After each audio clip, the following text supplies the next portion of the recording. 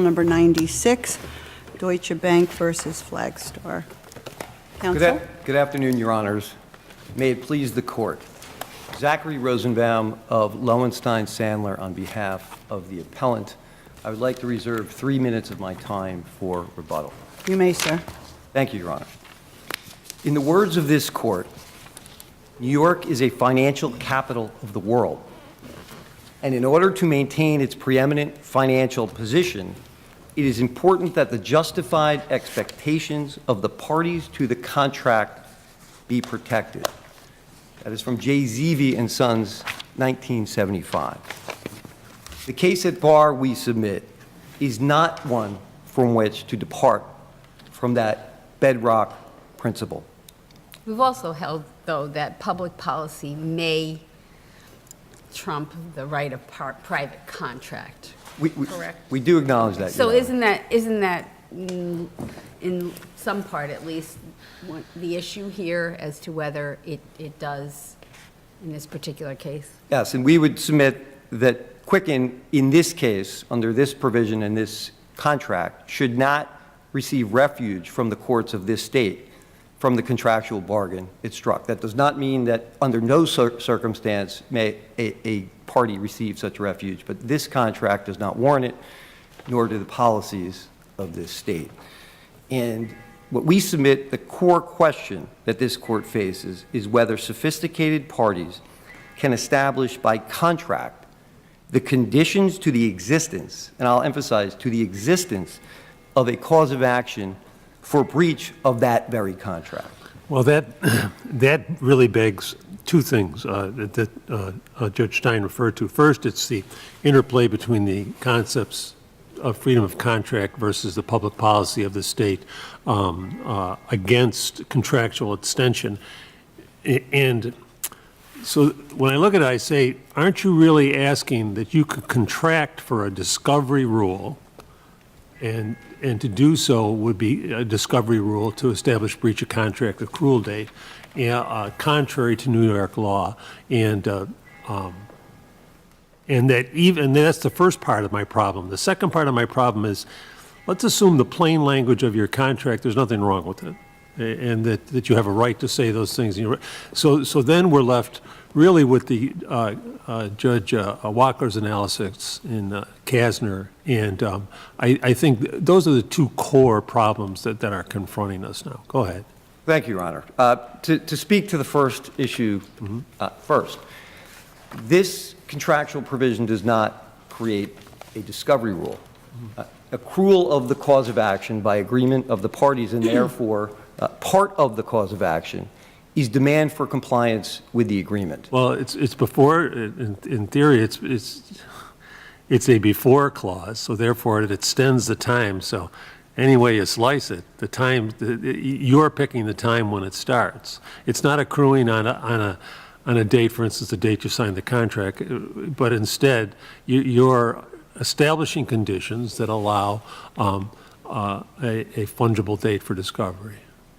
Well, correct, Your Honor, allow a fungible date for demand, and an element prior to demand is either notice or discovery. So I do agree that among the elements, Discovery is the first prong of your three-part test, isn't it? it is or notice. So, and Right.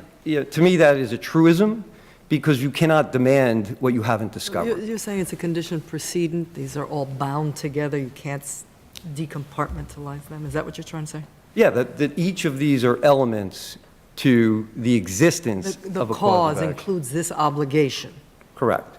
the obligation of notice and cure, correct? It includes as elements to the existence of a cause of action, notice or discovery, a failure to cure or repurchase, and then finally, a demand for, ultimately in this case, payment of the repurchase price. But isn't the cure or repurchase, I know it's an act, but isn't it really the remedy?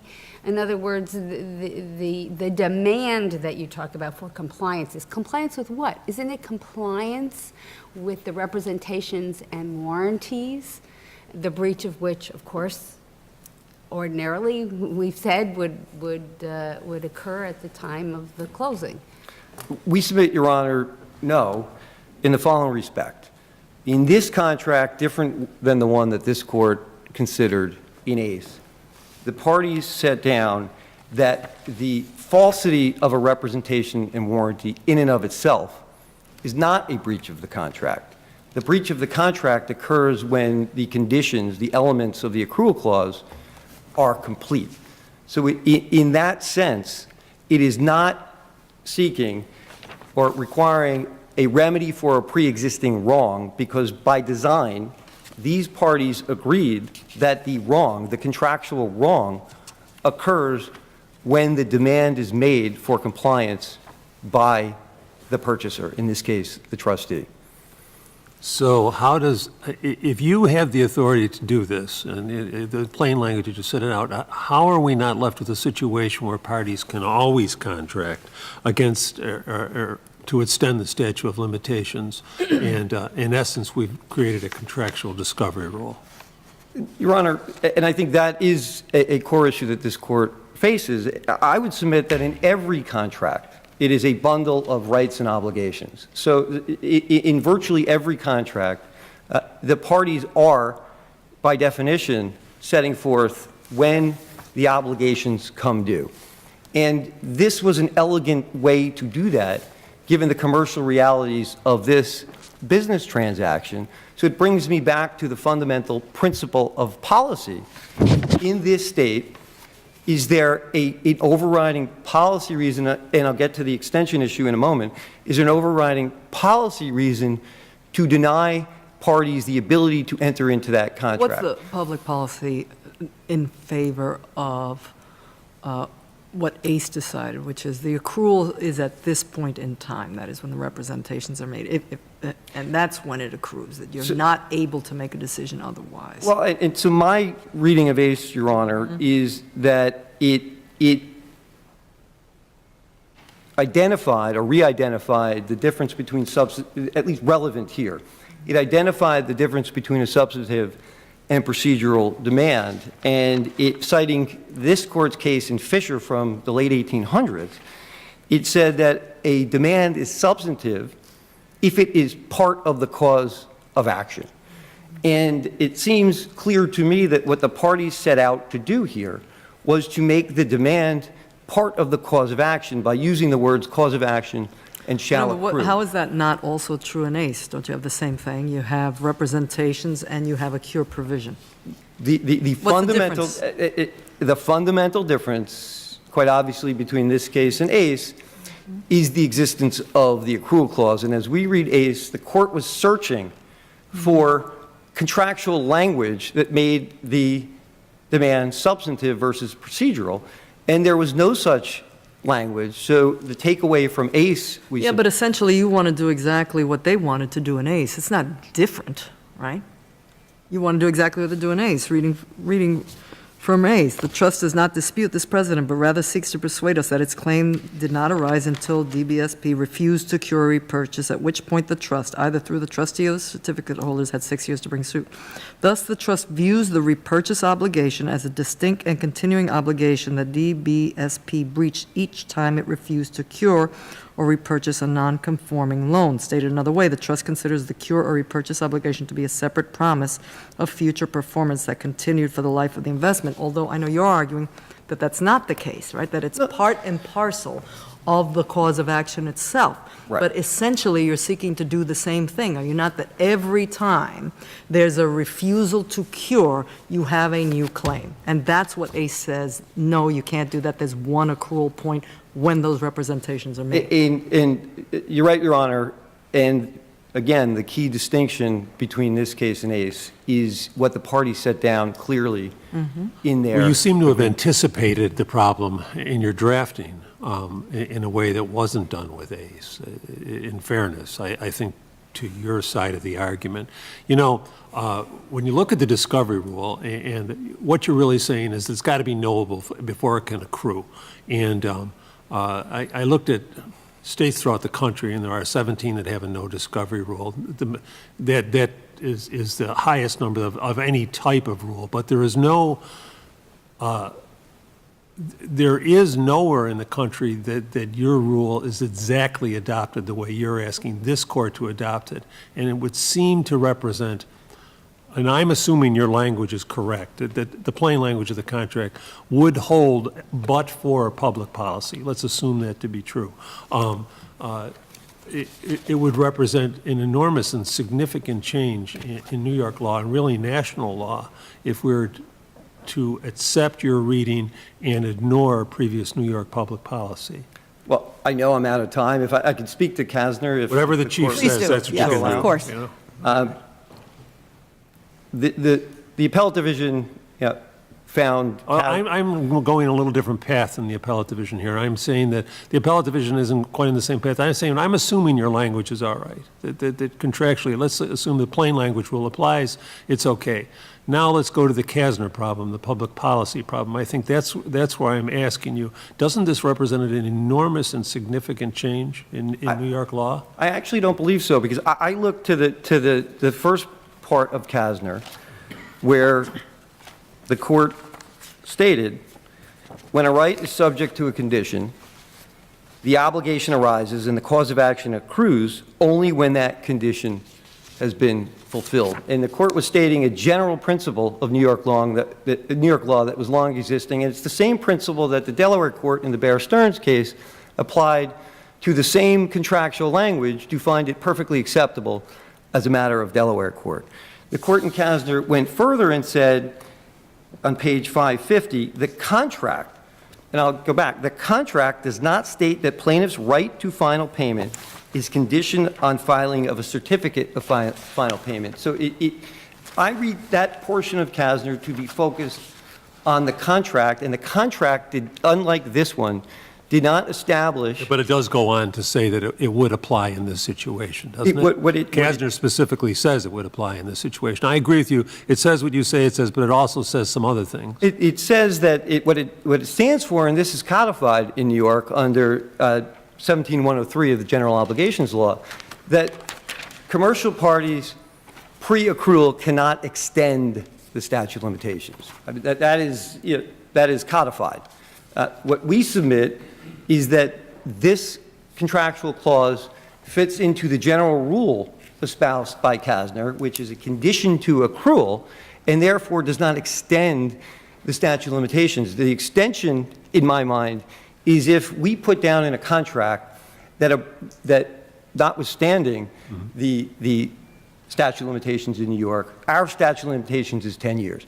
And what the court was concerned about ultimately in Kasner was the plaintiff was trying to apply what was very clearly a limitations provision, one that was intended to shorten the statute of limitations because it required the plaintiff to file a certificate of completion, or it required that the plaintiff could not bring suit Until the after 6 controller had months. filed a certificate of completion of the audit. And the plaintiff was trying to use that provision to say that the cause of action based on that provision extended beyond the 6 years from accrual of the actual cause of action for breach. That is not our case. It goes back to my fundamental point, which I recognize this court has to accept, but I don't think it stretches beyond national precedent, and frankly, I don't think it stretches beyond this court's precedent, that where commercial parties, sophisticated commercial parties,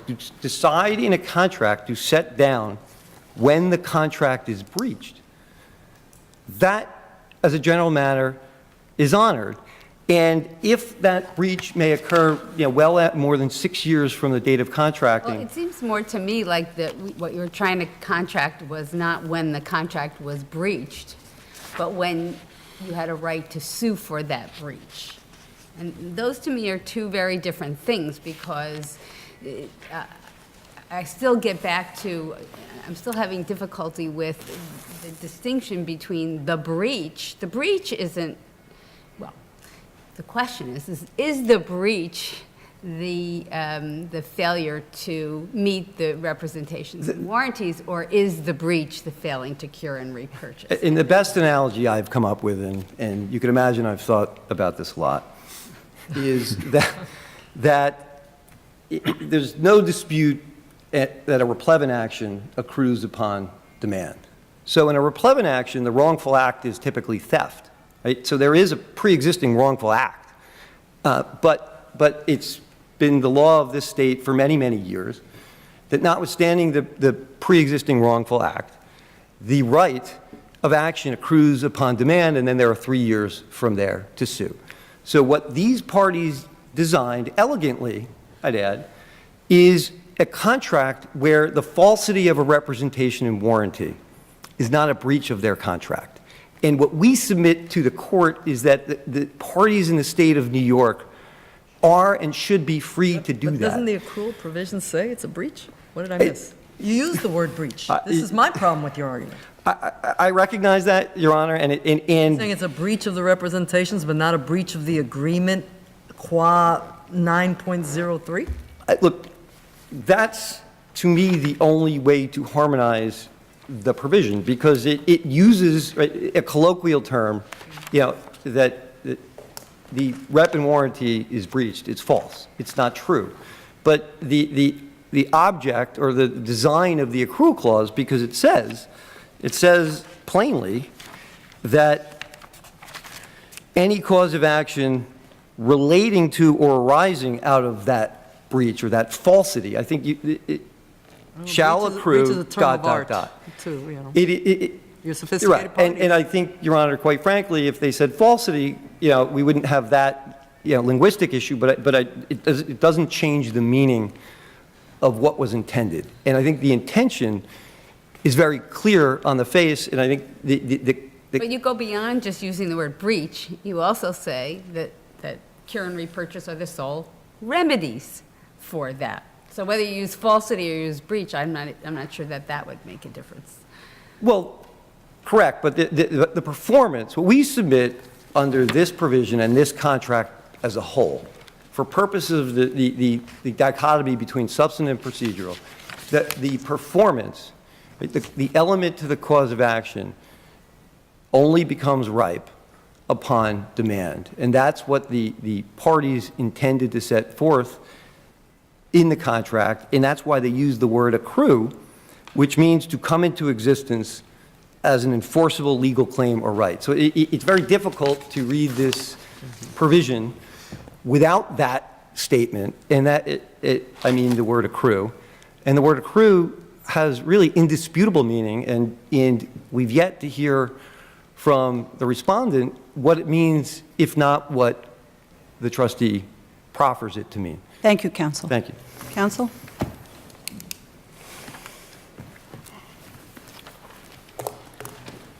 Good afternoon. Howard Sidman from Jones Day for Respondent Quicken Loans. A total of 4 New York courts, including the Second Circuit. Counsel, why doesn't this fit under what is arguably a distinction set out in ACE, that the parties may contractually agree to undertake a separate obligation? Well, Right? there is- And just a moment. Sure. And what they've done, what the parties did here was make a promise of the loan's future performance, as opposed to just set out a remedy, right? Why So- doesn't it fit that? It doesn't fit that, because here, there is no promise of future performance of the loans. What this provision does, and the appellant talks What about about by the the use of the term discovery? Doesn't that suggest that something down the road may present itself? Maybe- Arguably, at least there's some ambiguity, no? No, I don't think so. I think that what this provision does, and it's in the remedies section of the contract, reference page 98 of the record here, says that any cause of action against the seller relating to or arising out of the breach of representations and warranties made in prior sections, relating to or arising out of the breach of representations and warranties, shall accrue upon discovery and notice, and then a demand for compliance with the contract. Why can't it be that the breach is at a That's- later point in because the breach- time? I'm sorry, finish your question. You think there's not an argument that the breach could be at a later point in time? No, Your Honor. Not The just breach- discovery? The breach here is the same breach that was in an ACE. It's the breach of a representation and warranty.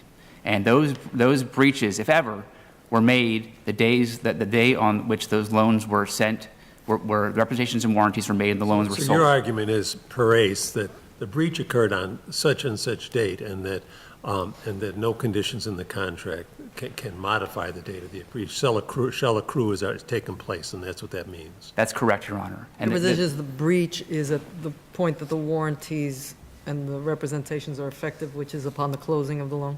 Correct, Your Honor. So May 31st, I forget the year. The last but- one, 2007. right. Yes, May 31st of 2007 was the last date. And there's no dispute in the record between the parties as to when their breaches of representations and warranties were made. So even if we call it postpone, no matter how you characterize it, it still moves the date unless the public policy of New York is changed somehow. That's correct, Your Honor. Can I ask you about the same sentence that Judge Rivera asked you about, but not with regard to interpretation of the contractual language, but the public policy? Sure. The thing I'm struggling with is, what is the public policy of New York that would prevent parties contractually from setting a later accrual date unless they have two separate causes of action in a contract? Because the way I read the sentence that Judge Rivera just read, it says that the parties may contractually agree to a separate obligation, the breach of which doesn't arise till later. That sounds like a very odd public policy. Maybe you can do it if you've got two or more, but not if you have one. Well, I think in this case, Your Honor, I would say that here we're talking about breaches of representations and warranties. There could have been a later agreement between the parties to do something different. For example, in the Bullitt case, right? You have, this court decided some years back, you had a roof contract, and there was also a separate maintenance contract. And in that case, the court held that those were two separate promises of performance. And that's what you can do. My question is about the public policy. Yeah. What is the public policy that would allow parties, so what a party is doing in the circumstances contemplated in that sentence is they're entering into a single contract at a given point in time and saying there are going to be two causes of action here, one of which is going to accrue now and the other is not going to accrue until much later. They can do that contractually. Why? They could, but here they did not. I guess that's my concern. I think, right, you talk about ACE, and the point this court makes in ACE, among other things, is that the... So to put it differently, there's not a public policy in New York. You don't, I think, and correct me if I'm wrong, you're not reading the public policy underlying the 6-year statute of limitations as preventing parties from entering into contracts where it doesn't accrue until 10 years later. There's no public policy against that. Well, I guess it depends on, when the breach occurs, right? You can't, under the Kasner decision and general obligations law, you certainly can't agree to extend out the time period for a breach of contract, and you certainly can't provide an indefinite period of time. That is to lengthen the period. Right. I understand why that's against public policy, but I'm still struggling with why. Is there a public policy that says you and I can't agree to a contract where the cause of action doesn't accrue until 10 years from now? We can do that, I think, right? That may be true. I guess my answer is it's possible, but I guess it didn't happen here. But isn't that because there's no breach of that provision of the contract until 10 years later? I guess that's my point. I guess there could be a situation where, for example, in insurance contracts where you don't provide a notice of a claim, until the loss occurs. Those types of situations where maybe a demand could trigger a running of statute of limitations. But here in this contract, the language is very, very clear that it talks about a breach of any representation and warranty, and that has already happened. And in fact, if you look closely at the accrual provision that the appellant discussed previously in section 9.3, all those things presuppose a breach in the first place. But isn't what the parties agreed to that, let's take off the table my questioning to you about the discovery. Let's just hold on for one moment. That whatever are the representations that are effective on that last closing date, the May 2007 date? Yes. The parties are agreeing that if down the road, could be 10 years, it could be 10 months. It's obviously important here if it's past 6 years. Right. If at that point, Quicken notices, or the trustee discovers that they have a claim based on a misrepresentation related to the representation of the warranties, or based on some of that language, that at that point, something has to happen before they can sue. Why aren't they correct that what the parties agreed to was the way they craft what is truly a breach. Because The breach is the promise to do something when that happens. that could have been what they contracted to, but that's not what they contracted to here. I think. But why not? Because it says, because the provision itself refers to a breach of a representation and warranty. And the breach here, and the notice and demand requirement that follows from that breach are all presupposes the breach in the first place. And this court in Ace set down a very clear rule. Yes, but you certainly have causes of actions that have conditions precedent. Absolutely. Right? And isn't that really what he's really arguing, or at the end of the day, essentially arguing, is these are conditions precedent. The parties agreed there's no claim unless these conditions precedent are met. And yes, I think that's right. That's Or what they are. violation of these conditions. And we would agree these are condition precedents to file a lawsuit. But I think the court in Ace and in other decisions as well have distinguished between what we call substantive condition. It's Procedural, procedural, not substantive. Tell Exactly. me where that fine line is in this case. The fine line here is the procedural condition precedent. What this court has defined as a procedural condition precedent means the legal wrong has occurred. And here, But that's their argument. The legal wrong is there's some misrepresentation. We now know about it. Right. And you've promised to do something about it. right? No, but I argue it's not like ACE. It's not these separate. I understand, It's not a separate but obligation. the plain, I guess my point is the plain language of the contract just talks about already presupposes a breach.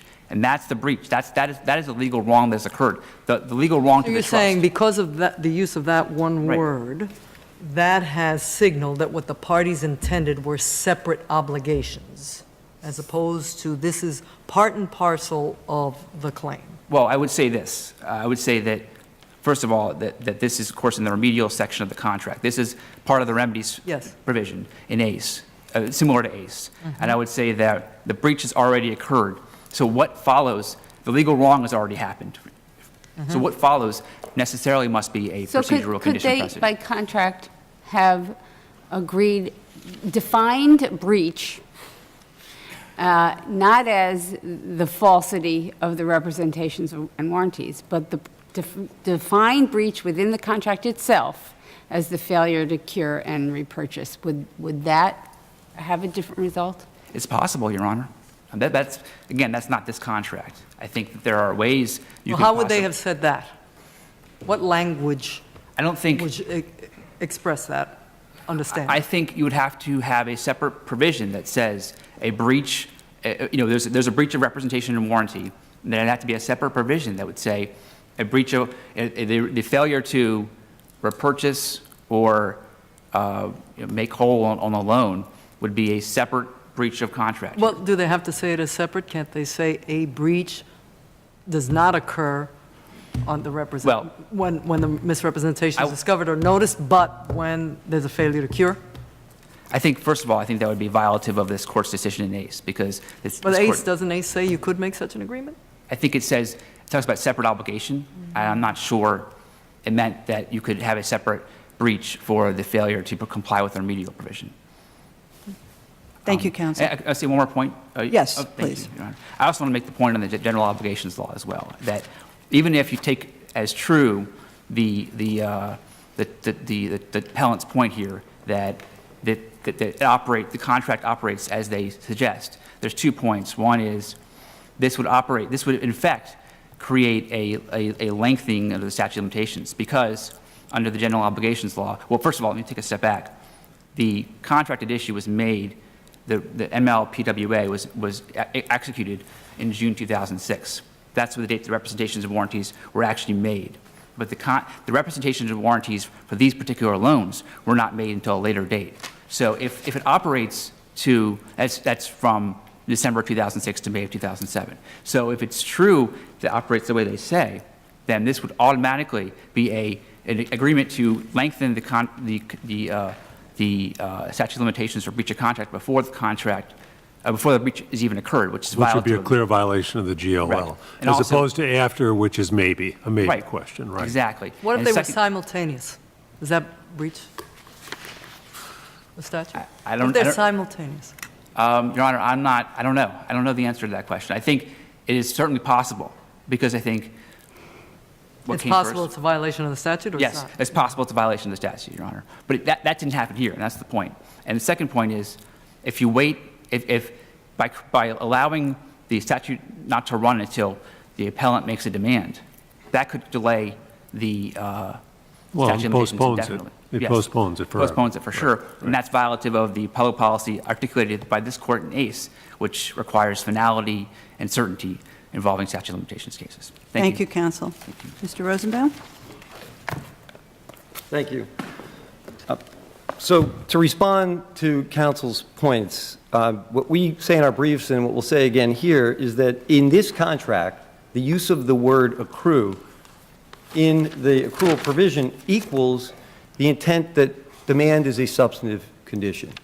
And under this court's longstanding principles, again, dating back to the late 1800s, if demand is a substantive condition, then by definition, it is not an extension of the statute of limitations for purposes of the general obligations law, because the claim doesn't accrue until demand is made. So we're not extending anything, and it's clearly what the parties were attempting to do here in this provision. We're still stuck with the argument that you're talking about the contractual language, and my questions to you before, it still fall in the same category. I'm assuming that the contractual language in and of itself, all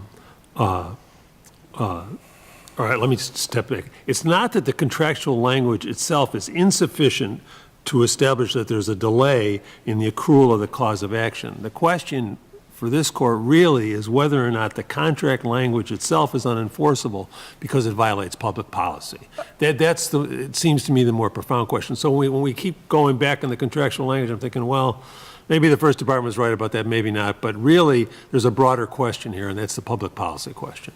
And I agree, Your Honor. And So, what we've made... so is everything you're doing, no matter how you slice it, it extends the statute of limitations. It doesn't shorten it.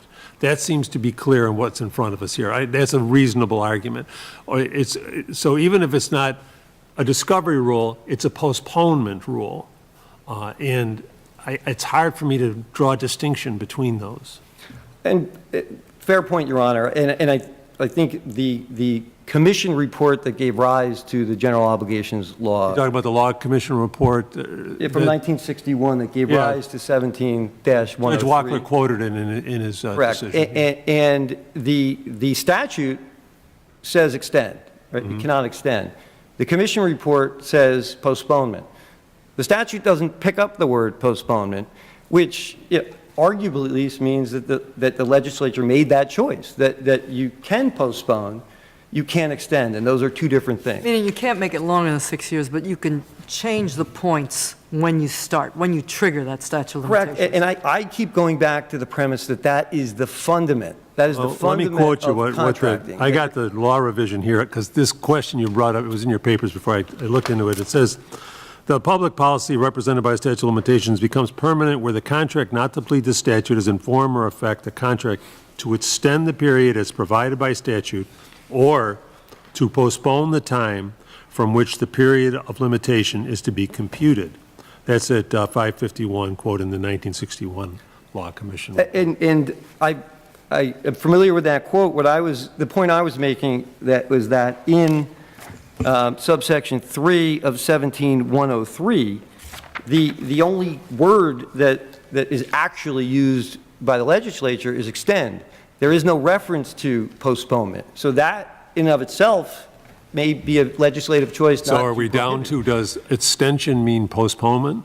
No. Or does postponement mean extension? No, Is Your that Honor. what's coming No, down Your to? Honor. I just wanted to make that point because I do think courts and counsel have conflated it. But I don't think, again, it goes back to the basic premise that contracting parties are free to, by design of their contract, determine when the breach occurs. If I lend Judge Smith money and he owes it back to me in 10 Good years, luck we've getting just it back. decided, I know, we've just decided that a breach occurs 10 years out. To one final point, and I think it hits the core point that this court has seized upon, which is a matter of policy. And counsel cited Bulova, and we cited Bulova. We don't contend that this case is Bulova precisely.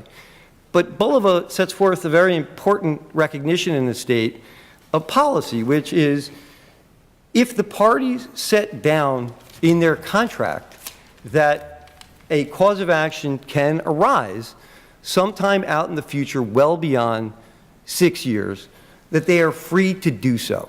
And the court has not hesitated since Bulova to enforce contractual provisions that are clear on their face between sophisticated parties. Let me ask you this, what was I know the red light is on, my last question.